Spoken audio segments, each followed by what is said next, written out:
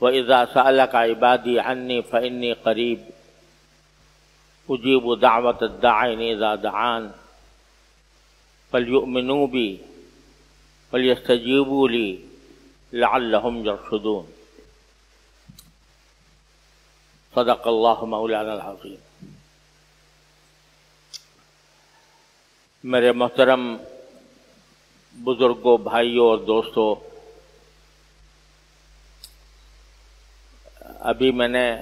قرآن کریم کی ایک آیت آپ کے سامنے تلاوت کی ہے۔ یہ آیت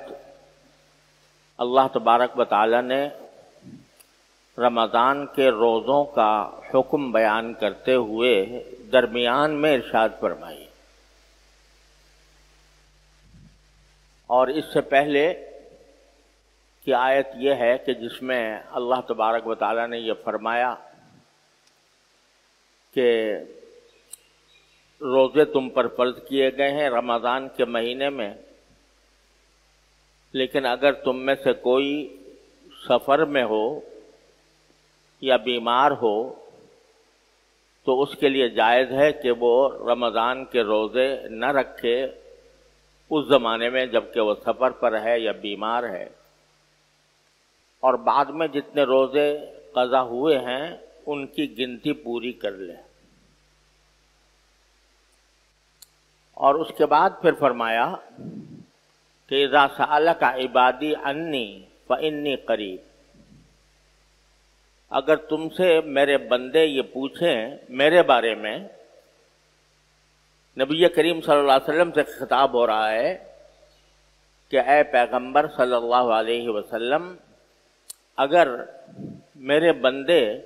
میرے بارے میں یعنی اللہ جل جلالہ کے بارے میں پوچھیں تو ان سے بتا دینا کہ انی قریب، میں قریب ہوں ان کے، اور نہ صرف قریب ہوں، اجیب دعوت الداعی اذا دعان، جب وہ یہ کوئی پکارنے والا مجھے پکارتا ہے، مجھ سے دعا کرتا ہے تو میں اس کی دعا قبول کرتا ہوں۔ فَلْيُؤْمِنُوا بِي، لہذا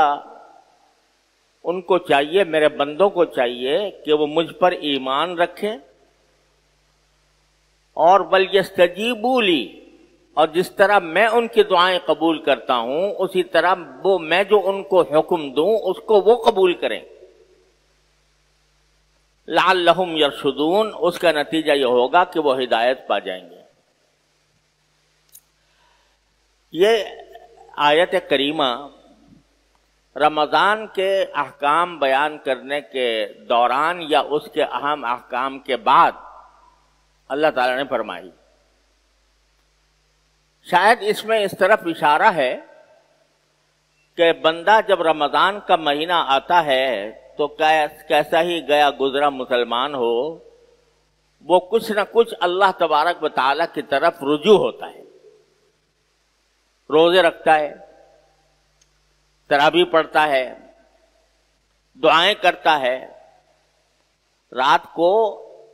وہ شخص، بہت سے وہ لوگ کہ جو 5 وقت کی نمازوں میں بھی سستی کرتے ہیں، تراویح کی نماز میں اہتمام کے ساتھ شریک ہوتے ہیں، حالانکہ لمبی نماز ہے،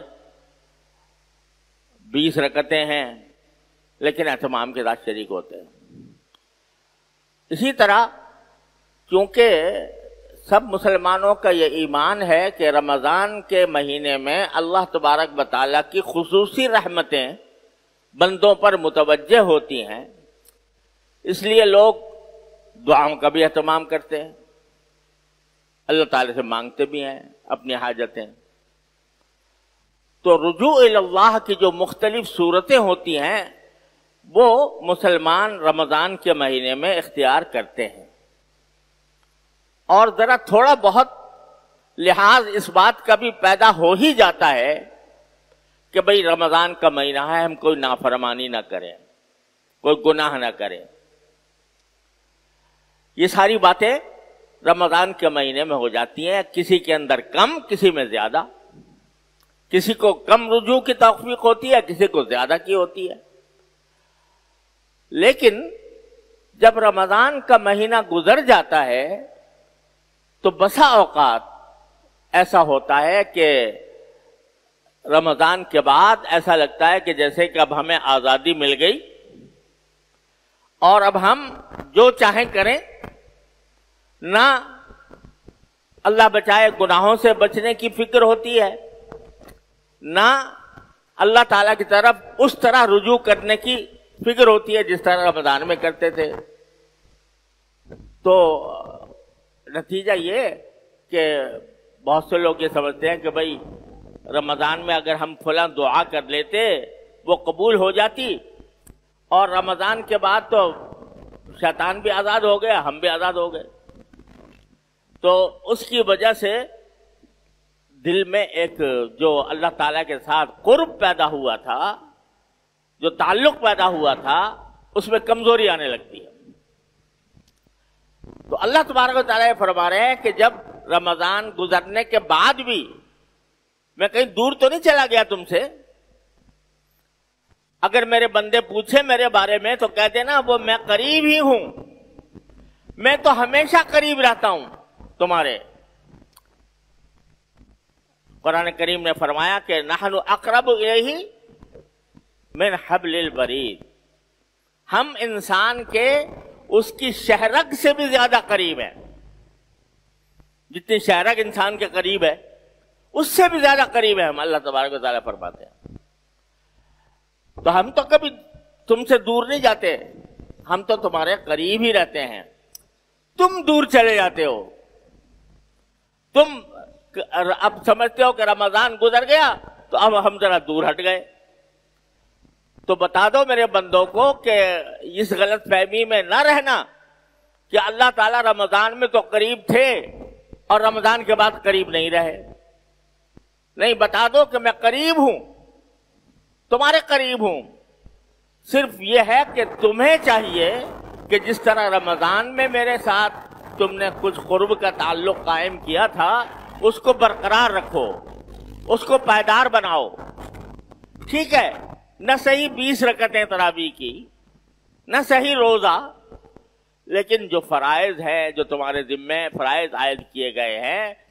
اور جو تمہارے ذمے واجب کیا گیا ہے اور جن چیزوں سے تمہیں منع کیا گیا ہے، ان کا اہتمام تو رمضان ہو یا غیر رمضان دونوں میں تم کو کرنا چاہیے۔